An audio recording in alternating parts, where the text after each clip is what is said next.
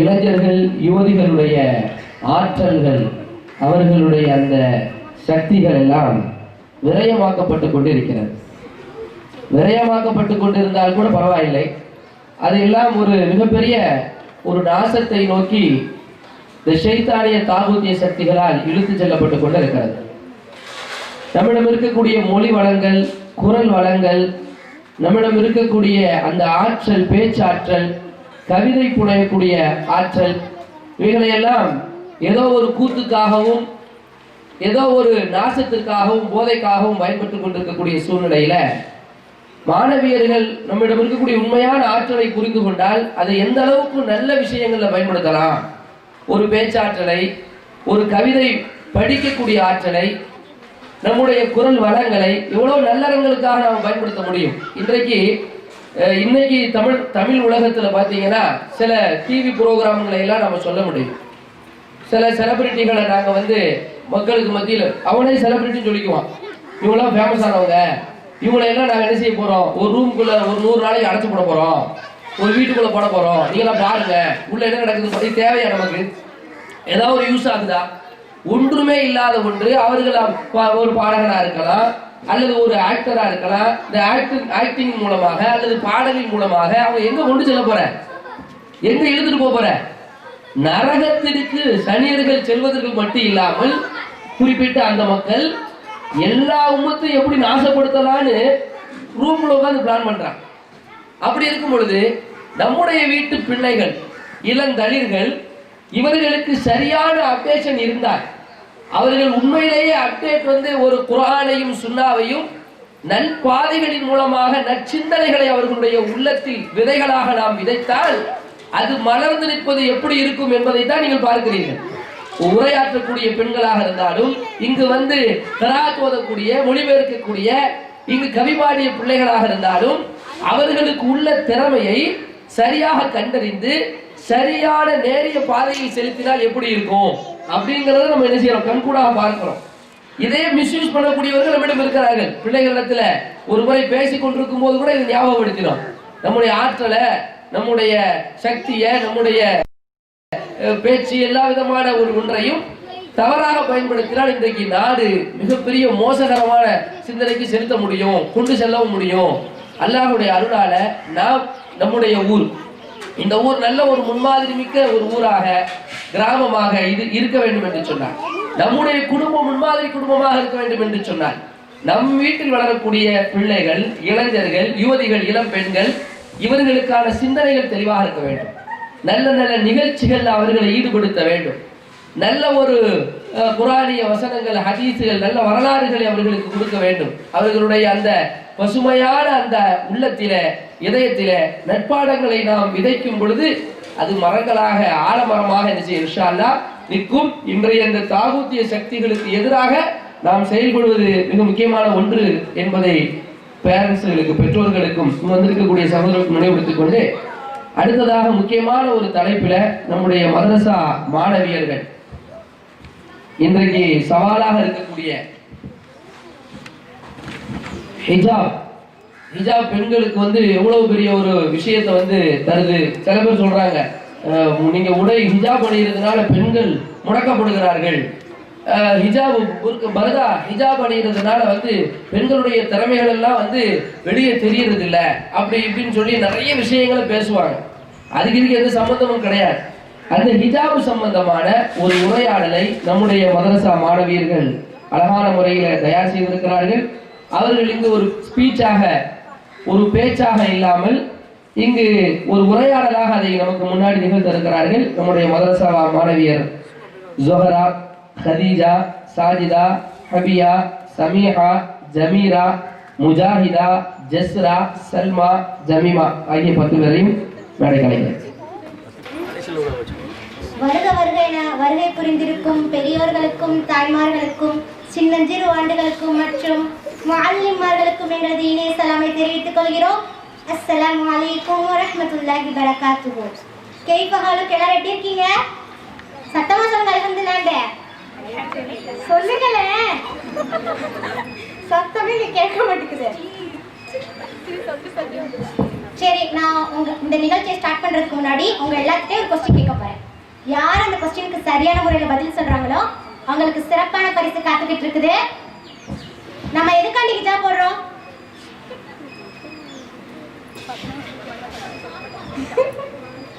நம்ம எதுக்காண்டி ஹிஜாப் போடுறோம்னு தெரியாம இந்த உலகத்துல முஸ்லிம் பெண்களா வாழ்றோமே, கேவலம், எவ்வளவு கேவலமான விஷயம். அல்லாஹ் பாதுகாப்பானாக. கேவலமான விஷயம்னு சொல்லிக்கிட்டு இருக்கிறேனே, எங்களுக்கும் ஒரு கேவலம் ஏற்பட்டுச்சுங்க. அது என்னன்னு கேக்குறீங்களா? கொஞ்ச நாளைக்கு முன்னாடி சொல்லிட்டு பின்னாடி கை காமிக்கிறேன், பின்னாடி பார்க்காதீங்க. ஃபிளாஷ்பேக்கு சொல்ல உங்களோட பிரெயின்ல இமேஜினேஷன் பண்ணிக்கோங்க. ஆலிம்ஸா எங்க எல்லாத்தையும் கொஸ்டின் கேட்டாங்க. என்ன கொஸ்டின் கேக்குறீங்களா? சில நிமிடங்களுக்கு முன்னாடி உங்கள்கிட்ட ஒரு கொஸ்டின் கேட்டேன்ல, அதே கொஸ்டின் தான். எதுக்குமா ஹிஜாப் போடுறீன்னு கேட்டாங்க. இந்த கேள்விக்கு நாங்கள் பதில் தெரியாம திக்கி முக்கி திணறி கண்ணு மொழியெல்லாம் பிதுங்கி, இந்த சாதாரண கேள்விக்கு கூட பதில் தெரியல வெக்கி தலை குனிஞ்சு அதை எப்படியாச்சும் கண்டுபிடிக்கணும்னு ஆர்வத்துல தேடி கண்டுபிடிச்சதை படிச்சதை தெரிஞ்சு நாங்கள் அமலுக்கு கொண்டுட்டு நீயத்தை வச்சு தெரிஞ்சது மட்டும் இல்லாமல் அதை பிறருக்கும் ஷேர் பண்ண நோக்கத்தில் ஷேர் பண்ண வந்துட்டோம். இந்த ஷாஹிதியா டீம். ஓகே, பேசணும், நம்ம பேசிக்கிட்டே இருக்கலாம். நம்ம நிகழ்ச்சியை ஸ்டார்ட் பண்ணிடலாமா? இல்லைங்க, நிகழ்ச்சியை ஸ்டார்ட் பண்ணுறதுக்கு முன்னாடி இந்த நிகழ்ச்சியில் கலந்து பேச போகிற அன்பான சகோதரிகளை அறிமுகம் செஞ்சாங்க.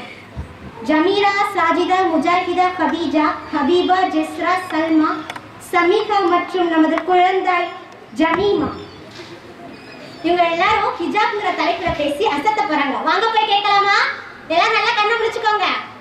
இவங்க ஹிஜாப்னா என்ன, உடைய மட்டும்தான் ஹிஜாபா, அதன் சட்டத்திட்டங்கள் என்ன, நபித்தோழர்கள் ஹிஜாப்புக்கு தந்த முக்கியத்துவம் என்ன, முகத்திரை அவசியமானதா, பெண்கள் நபி ஸல்லல்லாஹு அலைஹி வஸல்லம் காலத்துல எப்படி இருந்தாங்க என பல வகையான அற்புதமான கேள்விகளுக்கு இந்த சிறிய நிகழ்ச்சி ஒரு நல்ல முடிவா இருக்கும்னு நான் நம்புறேன்.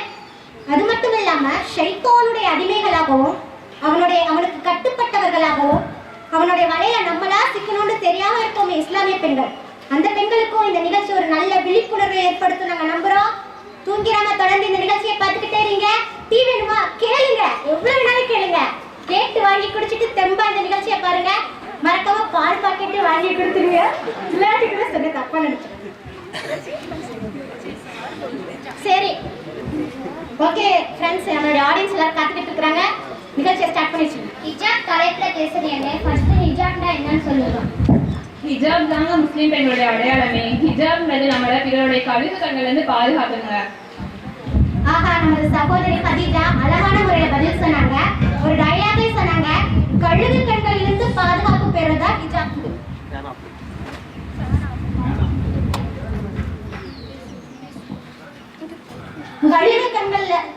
கழுகு கண்கள்ல இருந்தா பாதுகாப்பு பெறுவதா ஹிஜாப்னு சொன்னாங்க. ஹிஜாப்னா என்ன சொல்லுங்க பாப்போம். ஹிஜாப்னா என்ன? சத்தமாக சொல்லுங்களேன். முஸ்லிம்களுக்கு ஹிஜாப் மட்டுமா அடையாளம்? முஸ்லிம்களுக்கு ஹிஜாப் மட்டும்தான் அடையாளம். நம்ம தவறா என்ன கூடாதுங்க. இது வெறும் அடையாளம் இல்லை, நம்ம மார்க்கத்தின் ஒரு பகுதி. போறதுக்கு இது ஒன்றும் மையம் மஸ்காராவோ இல்லைங்க. நம்ம ஹிஜாப் நம்மளுக்கு வந்து அல்லாஹ் கட்டளையிட்டு இருக்கான். அதனால நம்ம ஹிஜாப் போடணும். ஹிஜாபே நமக்கு கண்ணியம். ஆஹா, அருமையான முறையில் நமது சகோதரி ஜமீரா பதில் சொன்னாங்க. மாஷா அல்லாஹ். அப்ஜெக்ஷன் ஜோஹரா. ஹிஜாப்னு சொல்றீங்க, அந்த ஹிஜாப்க்கு என்ன அர்த்தம்? ஹிஜாப்னாலே மறைத்தல் தாங்க. மறைத்தலா? மறைக்க வேண்டிய விஷயம் என்ன? அதாவது மறைக்க வேண்டிய பகுதி என்ன? நம்மளுடைய ஹிஜாப்ங்கிறது நம்மளுடைய கண்ணியங்க. அது ஒழுங்கான முறையில இருக்கணுங்க. ஆனா இப்ப ஹிஜாபே டிசைனா இருக்கு. மதுரை மெட்ராஸ்லாம் போனா ஹிஜாப் கடையே மிருமிருன்னு இருக்கு. பட்டு புடவை கூட தோத்துரும் போல. பட்டு புடவை கூட அவ்வளவு கலப்பலப்பா இருக்காது. கொஞ்சம் மறைக்க வேண்டிய பகுதியிலே இப்ப டிசைனே இருக்கு. அதே பார்த்துட்டு அவ தோழி கேட்பா, எங்கடி வாங்க இப்படி ஒருத்தி கேட்கிற அளவுக்கு நம்ம ஹிஜாப் இருக்கணுமா சொல்லுங்க. கொஞ்சம் யோசிச்சு பாருங்க சகோதரிகளே. நாமும் பாவம் செய்யறோம், மற்றவரும் அந்த பாவத்தின் பக்கம் இருக்கிறோம். அல்லாஹ்வின் பார்வைக்கு நீங்கள் சபிக்கப்பட்ட பெண்ணாக இருக்க விரும்புவீங்களா? நரகத்திற்கு போகக்கூடிய பெண்ணாக இருக்க விரும்புவீங்களா? எல்லாத்தையும் சொல்லல, இல்ல மாஷா அல்லாஹ், அல்லாஹ் பாதுகாக்கப்பட்ட பெண்களை தவிர. ஒரு பெண் இருக்கிறாள், அவள் சொர்க்கத்தின் வாடையை கூட நுகர முடியாது. அவ யாருன்னா, இழுவும்படி ஆடை அணிபவள், இறுக்கமாக ஆடை அணிபவள், மெல்லியதாக ஆடை அணிபவள். ஆடை அணிந்திருப்பார்கள், ஆனால் நிர்வாணமாக இருப்பார்கள். தன்னையும் பிறர் பக்கம் சாய்ப்பாள், பிறரையும் தன் பக்கம் சாய்ப்பாள். இன்ஷா அல்லாஹ் இப்பெல்லாம் ஹிஜாப் போடாம ஒழுங்கான முறையில நம்ம ஹிஜாப் போடுவோம் இன்ஷா அல்லாஹ். நமது சகோதரி முஜாஹிதா சொன்ன மாதிரி சரியான முறையில ஹிஜாப்பை போடுவோமா? இன்ஷா அல்லாஹ் போடுவோம். அப்ப ஹிஜாபை டிசைனா விற்கிறவங்களுக்கும் பாவமா? ஆமாங்க, பாவம் தான். நம்ம முஸ்லிம் பெண்கள் சரியா இருந்தா எல்லாம் சரியா இருக்குங்க. அதனால தான் இந்த மாதிரி பள்ளிக்கு வந்து தக்கான திருத்தலாங்கிறது. அக்கீதா சரியில்லைங்க. இன்ஷா அல்லாஹ் நம்ம சாலிஹான பெண்களாக மாறுவோம். கலர் ஹிஜாப் போடலாமா? கலர் ஹிஜாப் போடலாம், ஆனா மத்தவங்கள கவரக்கூடிய அளவுக்கு அந்த கலர் ஹிஜாப் இருக்கக்கூடாதுங்க. இப்ப நம்ம ரோட்ல போயிட்டு இருக்கோம், அப்ப மத்தவங்களை கவரக்கூடிய அளவுக்கு அந்த கலர் ஹிஜாப் இருக்கக்கூடாதுங்க. கலர் ஹிஜாப் போடக்கூடாதுன்னு நான் சொல்லல, மத்தவங்களை கவரக்கூடாத அளவுக்கு இருக்கணுங்க. கலர் ஹிஜாப் போடலாம், ஆனா கருப்பு போடுறதே சிறந்தது. கரெக்டா சொன்னீங்க சகோதரி. இஸ்லாம் மதத்துக்கும் மற்ற மதத்துக்கும் என்ன வேறுபாடு? ஹிஜாப் தாங்க வேறுபாடு. இப்ப நம்ம ரோட்ல போயிட்டு இருக்கோம், அப்ப நம்ம ஹிஜாப் வச்சுதாங்க நம்ம முஸ்லீம்கள் மேலே அறிஞ்சுக்கிறாங்க. நீங்க கேட்கலாம், இப்ப ஹிஜாப் வச்சுதான் அறிஞ்சுக்கிறாங்கன்னு சொல்றீங்க, அப்ப தலையில ஷால் போடுறத வச்சு நம்ம அறிஞ்சுக்கலாங்க. ஷாலு ஹிஜாப் ரெண்டுமே போலனா அவங்க இஸ்லாத்தோட வட்டத்தை போய் வெளியேற்றாங்கன்னு அர்த்தம். மாஷாஅல்லா, சரியா சொன்னீங்க. அதன் முக்கிய வேறுபாடு என்னன்னு சொல்லுங்களேன். இப்ப மத்த மதத்துல அவங்களோட அடையாளத்தை அலட்சியப்படுத்தினா ஒண்ணு இல்லைங்க, ஆனா இஸ்லாத்துல அப்படி இல்லைங்க. ஹிஜாப் வந்து அல்லாஹ்வின் கட்டளைங்க. ஹிஜாபை அலட்சியம் செய்வர் அல்லாஹ்வின் கட்டளை அலட்சியம் செய்வர் ஆவார். இன்னும் அல்லாஹ் குர்ஆன்ல அழகா சொல்றான், முஸ்லிம் பெண்களுக்கு நபியை நீ கூறுவீராக, அவர்கள் தம் பார்வைகளை தாழ்த்திக் கொள்ளட்டும், தம் வெட்க தடங்களை பேணிக் கொள்ளட்டும், தம் அலங்காரத்தை அதிலிருந்து தானாக வெளியே தெரிஞ்சவற்றை தவிர மற்றவற்றை தான் மறைத்துக் கொள்ளட்டும், தம் முன்றாடை தம் மேல் சட்டை மீது போட்டு தலை கழுத்து நெஞ்சு ஆகியவற்றை பாதுகாத்துக் கொள்ளட்டும் அப்படின்னு அல்லாஹ் குர்ஆன்ல சொல்றாங்க. அது போல நம்மளும் இன்ஷா அல்லாஹ் போடுவோம். ஹிஜாப் அணியறதுனால பெண்களுக்கு பாதுகாப்பு என்ன? ஹிஜாப் அணியறதுனால பெண்களுக்கு நிறைய பாதுகாப்பு இருக்குதுங்க. நான் குறிப்பிட்டதை மட்டும் சொல்றேன். பாலியல் தொந்தரவு ஏற்படாமல் இருப்பதற்கும், ஒரு பெண்ணின் கண்ணியத்தை காப்பதற்கும், அந்நிய ஆண் தன் அழகை ரசிக்காமல் இருப்பதற்காக தான் நான் ஹிஜாப் போடுறோம். ஹிஜாப்ங்கிறது ஒரு பெண்ணின் கவசங்க. கௌரவமான அடக்கமும் கற்பும் தூய்மையான பெண் என்பதை ஹிஜாப் எடுத்து காட்டுதுங்க. ஹிஜாப்னு சொல்றீங்களே, அதை எப்படி அளவு கொஞ்சம் சொல்ல முடியுமா? ஹிஜாப் நம்ம அல்லாஹ் நம்மளுக்கு எப்படி சொல்லி கொடுத்துருக்கானோ அந்த மாதிரி முறையில அணியணுங்க. நம்மளுடைய இரு கைகள் மணிக்கட்டு வரை, முகம், இரு பாதங்கள், இந்த 3 பகுதிகளை தவிர மற்ற பகுதியை எல்லாத்தையும் மறைக்கணுங்க. அந்த மாதிரி முறையில நம்ம ஹிஜாப் போடணும். உடலின் வனப்பை வெளிக்காட்டுற மாதிரி நம்ம ஹிஜாப் போடக்கூடாது. நம்ம சகோதரி முஜாஹிதா முன்னாடி அதுக்கான தண்டனை என்னன்னு சொல்லுவாங்க.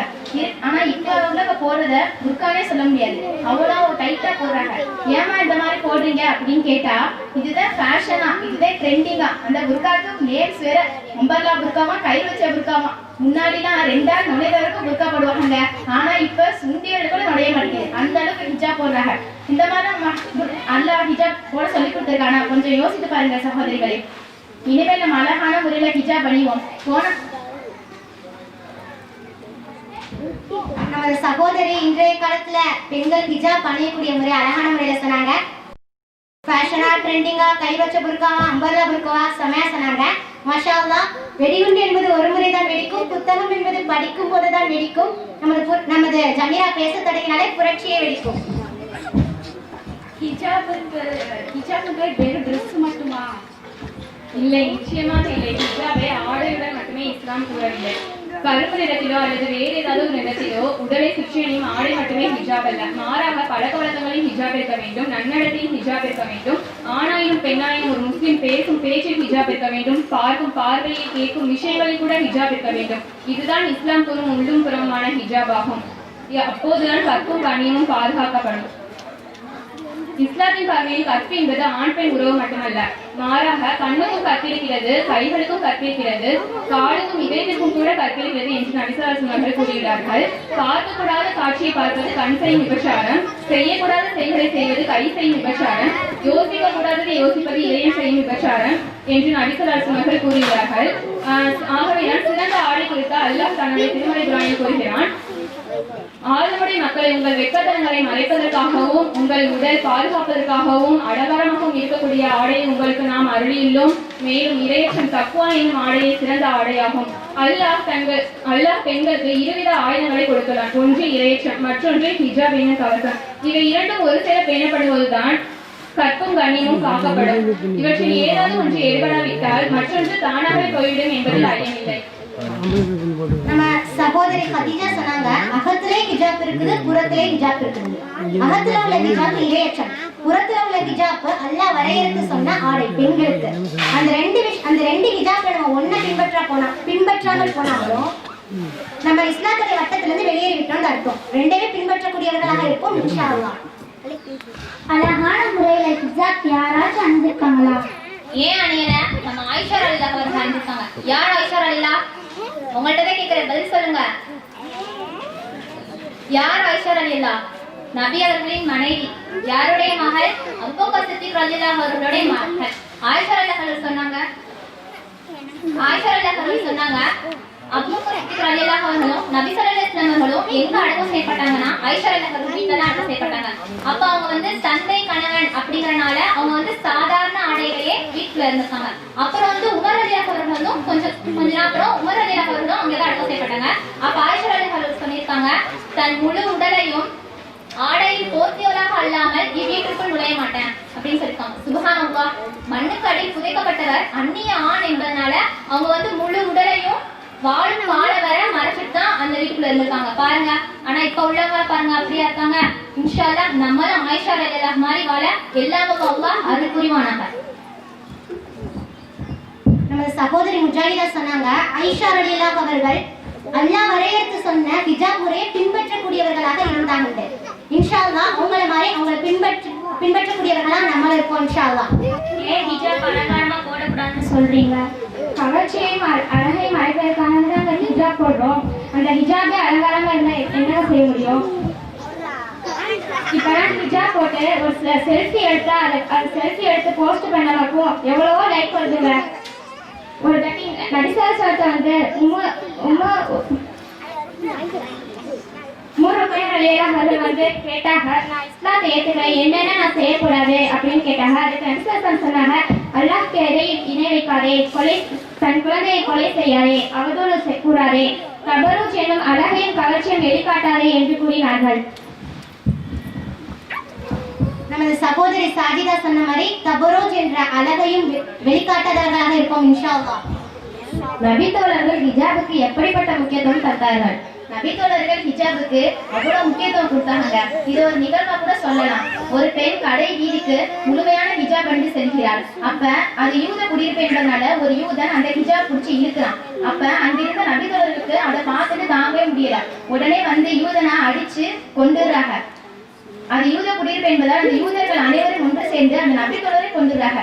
செய்தி கேள்விப்பட்ட நபி ஸல்லல்லாஹு அலைஹி வஸல்லம் அவர்கள் இந்த யூதர்கள் அனைவரும் அங்கிருந்து வெளியேறுங்கள் என்று ஆணையிட்டார்கள். ஒரு பெண், அந்த பெண்ணுக்கும் அவர்களுக்கும் எந்த தொடர்புமே இல்லை. ஆனாலும் அந்த நபித்தோழருக்கு அந்த ரோஷ உணர்வை பாருங்கள். இன்றைய சமயத்தில் வாழ் நம்ம தந்தைமார்களும் சகோதரமார்களும் ஹிஜாப் இன்றி அலங்கார ஆடைகளுடன் வெளியே செல்ல அனுமதிக்கிறாங்க. இந்த நிகழ்வோடு அவர்களை ஒப்பிட்டு பாருங்கள். சுப்ஹானல்லாஹ். இல்ல மாஷா அல்லாஹ், அல்லாஹ் பாதுகாத்தவர்களை தவிர. நமது சகோதரி ஜமீரா சொன்னாங்க, சஹாபாக்கள் எந்த அளவுக்கு பெண்களுடைய ஹிஜாப் விஷயத்துல முக்கியத்துவம் தந்தாங்க, இன்றைய காலத்துல ஆண்கள் எந்த அளவுக்கு முறையான முக்கியத்துவம் தரலன்னு வேறுபடுத்தி அழகான முறையில சொன்னாங்க. மாஷா அல்லாஹ். நோஸ் பீஸ், அதாவது முகத்திரை போடுறதுனால இந்த காலத்தோடைய நிலை என்ன? இந்த காலத்துல நோஸ் பீஸ் போடுறது நல்ல வசதியா போச்சுங்க. ஏன்னா நோஸ் பீஸ் போட்டா நம்ம முகம் தெரியாது, இல்லாத செய்யனா செய்யறாங்க நம்ம பெண்கள். இல்ல மாஷாஅல்லாஹ், நான் எல்லாமே சொல்ல அல்லாஹ் பாதுகாத்த பெண்களை தவிர நோஸ் பீஸ் போடுறது ஆண்களுக்கு கூட வசதியா போச்சுங்க. ஏன் சொல்றேன்னா நோஸ் பீஸ் போட்டு நம்ம முகம் தெரியாது பொம்பளை மாதிரி வேஷம் போட்டு நகையை திருடுறாங்க. நம்ம கூட பொம்பளை தான் பார்த்தா காலில் ஷூ தெரியுதுங்க, பார்த்தா ஆம்பளை. அப்ப இந்த நோஸ் பீஸ் போடுறது ஆண்கள் கூட எவ்வளவு சாதகமா போச்சுப்பாங்க. அப்ப பெண்களுக்கு சொல்ல வேண்டிய அவசியமே இல்லை, நீங்களே புரிஞ்சுப்பீங்க. இந்த மாதிரி நிகழ்வை நம்ம இந்த காலத்துல நிறைய பார்த்துருக்கோம். ஹிஜாபையும் போட்டுக்கிட்டு முகத்திலையும் அணிஞ்சுக்கிட்டு நறுமணத்தையும் பூசிக்கிட்டு எந்த ஒரு பெண் வீதியில் அந்நிய ஆண்களை கவர்மெடி செல்கிறாளோ அப்பெண் விபச்சாரிக்கு சமமாவார். இந்த ஹதீஸ் நம்ம எல்லாமே கேள்விப்பட்டிருக்கோம். இதுபடி இல்லாம அல்லாஹ்வுடைய கட்டளை கீழ்ப்படிஞ்சு இன்ஷா அல்லாஹ் ஹிஜாப் அணிவோம். ஷபாஸ், சரியா சொன்னீங்க சஹா. முகத்திரை அணிவது அவசியமா அவசியம் இல்லையா? ஒரு பெண் அந்நிய ஆணை பார்க்காமல் இருப்பதும் ஒரு ஆண் அந்நிய பெண்ணை பார்க்காமல் இருப்பதும் இந்த காலகட்டத்துல சாத்தியமற்றதுங்க. நம்ம கவனத்துல கொள்ள வேண்டிய விஷயம் என்னன்னா, ஹிஜாப் அணிந்திருக்கிற பெண் முகத்திரை அணிகிறாளோ இல்லையோ அப்படிங்கறத விட ஹிஜாபே அணியாமல் செல்லும் நம்ம முஸ்லிம் பெண்களை குறித்து தான் நம்ம கவலைப்படணும். இரு கைகளையும் முகங்களையும் காட்டலாம் அப்படிங்கறதான் அந்த கால நபித்தோழர்கள் முதல் இந்த கால உள்ள அறிஞர்களுடைய கருத்தாகும். தங்கள் அலங்காரத்தை வெளியில் காட்டாதிருக்கட்டும், தாமாக வெளியே தெரிகின்றவற்றை தவிர அப்படிங்கிற அல்குரான வசனத்துக்கு ஏற்பதான் எல்லா அறிஞர்களும் சொல்லியிருக்காங்க. ஹஜ்ஜின் போது நபித்தோழர்கள் வந்து முகத்தை மறைக்கிறத வந்து தடை செஞ்சிருக்காங்க. அவங்க முகத்தை வந்து மறைக்கணும் அப்படின்னா கண்டிப்பா மறைக்கணும் அப்படின்னா அவங்க ஏன் அதை வந்து தடை செஞ்சுக்கணும்? கொடுக்கல் வாங்கறதுக்காக நம்ம வந்து முகத்தை காட்டலாம். முகத்தை காட்டலாம் அப்படிங்கறனால முகத்தை ரொம்ப அழகுபடுத்தியும் வெளியே காட்டக்கூடாது. கைகளை காட்டலாம் அப்படிங்கறனால நெயில் பாலிஷ் வச்சும் வெளியே காட்டக்கூடாது. முகத்திலே அணிந்தவங்கள்ட்ட போய் ஏன் அணியலன்னு கேட்கக்கூடாது. அணியாதவங்கள்ட்ட போய் முகத்திலே அணிந்தவங்கள்ட்ட போய் ஏன் அணியலன்னு கேட்கக்கூடாது. அணியாதவங்கள்ட்ட போய் ஏன் அணியலன்னு கேட்கக்கூடாது. பெண்கள் வந்து தங்கள் அழகால் குற்றங்கள் ஏற்படும், தன் வெட்க உணர்வால அப்படிங்கறனால அவங்க வந்து முகத்திரை அணிஞ்சுக்கலாம். முகத்திரை கட்டாயம் இல்லை அப்படிங்கறனால அது பெண்களை பார்ப்பதற்கான அனுமதி என்று ஆண்கள் எண்ணிவிடக்கூடாது. முகத்திரை அணியலாம் அணியாம இருக்கலாம் அப்படின்னு சொல்ற பல அறிஞர்கள் தான் முதல் பார்வை உன்னுடையது, இரண்டாம் பார்வை ஷைத்தானுடையது அப்படிங்கிற நபிமொழியும் சொல்லியிருக்காங்க. பெண்களின் முகங்களையும் கைகளையும் யார் இச்சையுடன் பார்க்கிறார்களோ அவங்களுக்கு பெண்களின் முகங்களையும் கைகளையும் யார் இச்சையுடன் பார்ப்பது வந்து ஹராம் அப்படிங்கறதே மறக்கக்கூடாது. பல பேருக்கு மத்தியில முகத்திரை அணியணுமா அணியக்கூடாது என்ற டவுட்டா இருந்திருக்கும். அந்த டவுட்டை நமது சகோதரி முஜாஹிதா கிளியர் பண்ணி வச்சிருப்பாங்கன்னு நான் நம்புறேன். ஹிஜாப் அணிந்த பெண் தவிர்க்க வேண்டிய விஷயங்கள் என்ன?